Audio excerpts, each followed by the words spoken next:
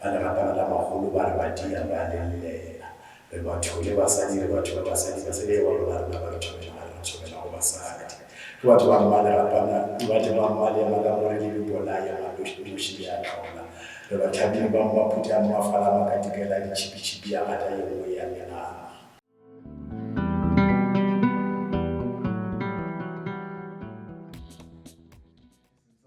Please do kindly introduce yourself, sir. My name is Tau Haramanuba. Greetings. My name is Tau Haramanuba. I'm a grandmaster. I'm a teacher. I'm an Africanist, Pan-Africanist, a Rastaman. Yes, sir. Yes, sir. Yes, I'm everything that is black and progressive. I appreciate that. I appreciate. So, can you give us a little bit of the background about yourself? Well, I was born in South Africa here in Limpopo province. I am Mopedi. Ke Mopedi ke moholo a Seaparalume a ka ikapesa ke apestudio batho ka bomo. Ke mohoko ke pilo wa sekgele. Ke senyanye sa rakgwa le seshomane o senyenye o jele boya. Batho ba ba go se sule sa mpa go malapong ba sa re sa go le batho magobanene ba le rapana la magolo ba re ba dia ba lelela. Re batho le basadi re batho ba basadi ba sele ba bona rena ba re thobela go basadi. Ke batho ba mmale rapana batho ba mmale makamore le bona ya madoshi ya tlhola re ba thabile ba mmaputi a mmafala makatikela ditšhipi ya gata ye nngwe ya menama. Ke khwali ke ifatela. Just as a brief of my eponym, my praise poem, but is Tagazelo Seredo. Okay. So otherwise, I'm one of the 52 children of Mr. Midupira Khwale and his 14 wives. Wow. My father had 14 wives and 52 of us. Whew. And I'm currently having 3 wives and 17 children. So I'm African, like I said. Definitely a representation of African. So, the reason why we have you on the show today is just to clarify as to a whole lot of misconceptions that are out there and to educate the future generation of Africans. Given the fact that you are a teacher yourself, what is it that you have to say when it comes to religion and spirituality and how it's affecting the present generation? We as Africans, we have always been a spiritual people.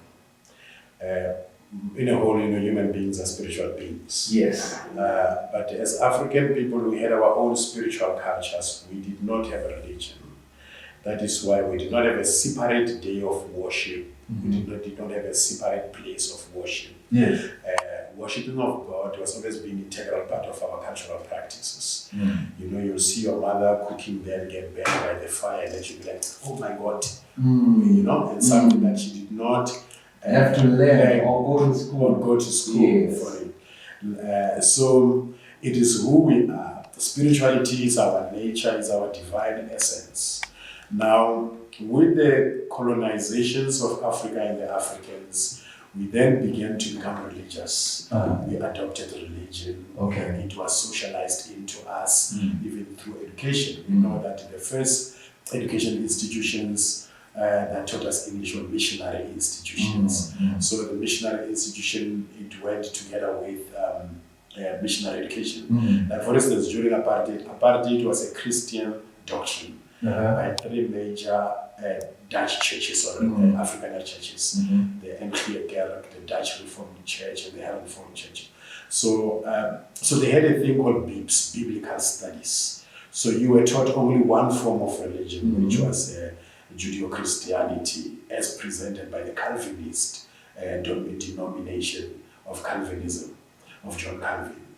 So within that particular space, whether you are Muslim or you are Rastafari or you're coming from an African spirituality, indigenous spiritual practices, where you believe in Mwari and Sikavar, so that were disregarded. You were not taught that. You were taught only about Adam and Eve and talking snakes and Eden and all of this stuff.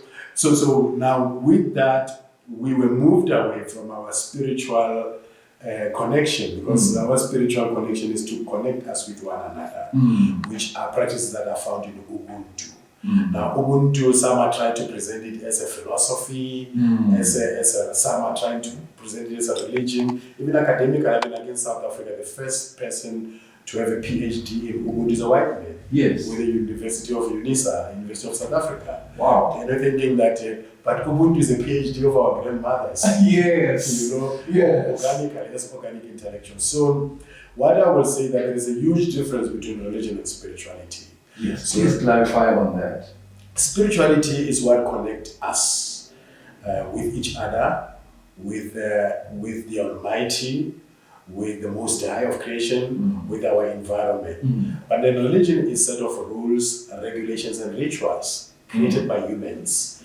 Now, due to human imperfections, they've filtered into religion and characterized religion. That is why you will find that before the advent of colonial religions in Africa, we never fought over God. We never fought over religion. Like in my Pedi culture, they say God is unknown and unknowable. So therefore, this has allowed tolerance of each other's idea of God, spiritual conception. If you say God is a big tree, it's a big tree, it's a baobab tree. If you say God is a big stone, it's a big stone. Whatever you say God is, because at the end of the day, God is a totality of all that is, everything that exists. So every other thing we point out to are fragments and pieces of the God concept. So God belongs to no religion. So you don't have to be religious to have a relationship with God. It's a spiritual thing. It's a cultural thing. But mostly, like for instance, when you say Mudimu, like if you say Muari, is Muari part of the Shona culture or Muari part of the Shona religion? It's part of the Shona culture. Mudimu is part of the Tswana culture. Ngulungulu is part of the Zulu culture. So we had spiritual cultures that they have the God expression in the center of it, without being religiously fanatic about it, and going about it, and in the absence of self-sanctimoniousness, in the absence of holier than thou, that I think I'm holier than better because I belong to this group, or I shout Jesus the loudest, so I'm better. You understand? So basically, in brief, I can say these are the brief differences, but there are huge differences between spirituality and religion. So in the framework of things, we are all spiritual beings. We are all children of the Most High. That's why in African spiritual culture, they say we come from Mopo, place of being molded, like the potter's clay, like Kumu in Egypt. We come from Mopong and we all go to Meaho. So we are going to Badimu. There's no people who are going to hell, other people are going to heaven. We are all going to the same place, and we all come from the same source, which is the Almighty. Yes, because also in as far as that is concerned, that we do know, like naturally we believe that we all come from the same source. We were built and founded in terms of soil and mud, just like clay pots, right? So then where do the differences come whereby other people, after we move this physical phase passes on, others are going to go in another place or others are going to another place. How is that when it comes to a relationship to spirituality? How do we relate that? Well, we are dealing with human concepts about spiritual things. We're dealing with a limited mind trying to express the unlimited. Man is mortal, is trying to explain about immortality, is trying to explain about the infinite. So in the process, we find that our personal bias, we are personally biased, we have our own form of discrimination. Even before the white men come, we discriminate between the lighter skin and the darker skin Africans. My grandmother was one of the light skinned people. As a result, she got married to the royal family because of she's lighter. So you find that we had all of those things that gave birth to xenophobia, tribalism. Even when Africans, we first converted to missionary religion, when they first brought in, we're converting for difference. I wanted to prove that I'm different from you. And then we had words for that, that they are Majagani, they are, the heathens, and the converted Africans. So our bias has infiltrated this thing. But the reality is the fact that we all breathe the same oxygen. You don't have your own oxygen, I don't have mine. The fact that we share the same space, the fact that we all share the same life form. There is a thing within Rastafari say I and I. Meaning this I and that I is the same I. All life form are interconnected. We are one. We talk about the oneness of existence. So on a spiritual level, we are spiritual kinsmen. We are one people. Then it's on a religious level that we differ in terms of denomination, in terms of doctrine, in terms of dogma that permeate those expressions. So those expressions are by themselves sectarian. So by their sectarian nature, they're discriminative. And then they bring about this illusion of differences.